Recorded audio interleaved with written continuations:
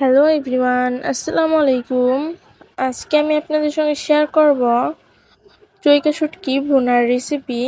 তো চলুন শুরু করা যাক। প্রথমে আমি নিয়েছি কিছু চৈকা শুটকি, এগুলো ভালোভাবে কেটে ধুয়ে নিব। এখন আমি প্রথমে একটি কড়াইতে তেল গরম করে নিব।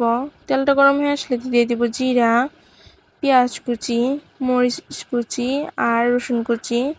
এগুলো একটু ভেজে নিয়ে এতে আর দিয়ে দিব জিরা বাটা আর রসুন বাটা। এগুলো একটু ভেজে নিয়ে দিয়ে দিব হলুদ গুঁড়ো, ধনিয়া গুঁড়ো, মরিচের গুঁড়ো, স্বাদ মতো লবণ। এগুলো একটু ভেজে নিয়ে একটু পানি দিয়ে কষিয়ে নিব।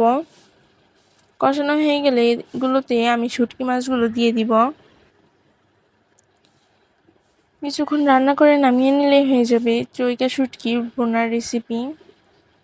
তো আজকে আমার রেসিপিটি এই পর্যন্তই। আপনারা সব ভালো থাকবেন এবং আমার চ্যানেলটি সাবস্ক্রাইব করে দিবেন।